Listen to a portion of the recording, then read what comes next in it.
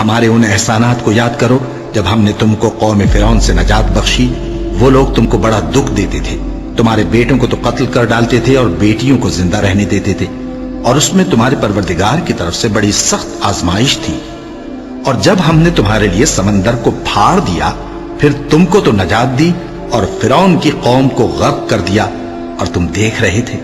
اور جب ہم نے موسیٰ سے 40 رات کا وعدہ کیا تو تم نے ان کے پیچھے بچڑے کو معبود مقرر کر لیا اور تم ظلم کر رہے تھے۔ پھر اس کے بعد ہم نے تم کو معاف کر دیا تاکہ تم شکر کرو۔ اور جب ہم نے موسیٰ کو کتاب اور معجزے عنایت کیے تاکہ تم ہدایت حاصل کرو۔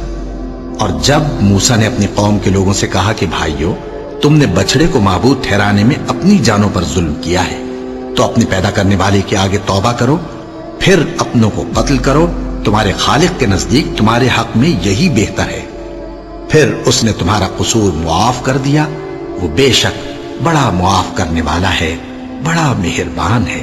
اور جب تم نے موسیٰ سے کہا کہ موسیٰ، جب تک ہم اللہ کو سامنے نہ دیکھ لیں گے تم پر ایمان نہیں لائیں گے، تو تم کو بجلی نے آ گھیرا اور تم دیکھ رہے تھے۔ پھر موت آ جانے کے بعد ہم نے تم کو اثر نو زندہ کر دیا تاکہ احسان مانو۔ اور ہم نے بادل کا تم پر سایہ کیے رکھا اور تمہارے لیے من و سلوہ اتارتے رہے کہ جو پاکیزہ چیزیں ہم نے تم کو عطا فرمائی ہیں ان کو کھاؤ پیو، مگر تمہارے بزرگوں نے ان نعمتوں کی کچھ قدر نہ جانی، اور وہ ہمارا کچھ نہیں بگاڑتے تھے بلکہ اپنا ہی نقصان کرتے تھے۔ اور جب ہم نے ان سے کہا کہ اس گاؤں میں داخل ہو جاؤ اور اس میں جہاں سے چاہو خوب کھاؤ پیو، اور دیکھنا دروازے میں داخل ہونا سجدہ کرتے ہوئے اور حطوتن کہنا، ہم تمہارے گناہ معاف کر دیں گے اور نیکی کرنے والوں کو اور زیادہ دیں گے۔ تو جو ظالم تھے انہوں نے اس لفظ کو جس کا ان کو حکم دیا تھا بدل کر اس کی جگہ اور لفظ کہنا شروع کیا، بس ہم نے ان ظالموں پر آسمان سے عذاب نازل کیا کیونکہ نافرمانیاں کیے جاتے تھے۔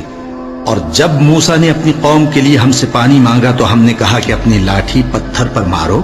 انہوں نے لاٹھی ماری تو اس میں سے 12 چشمے پھوٹ نکلے، اور تمام لوگوں نے اپنا اپنا گھاٹ معلوم کر کے پانی پی لیا۔ ہم نے حکم دیا کہ اللہ کی عطا فرمائی ہوئی روزی کھاؤ اور پیو، اور زمین میں فساد نہ کرتے پھرنا۔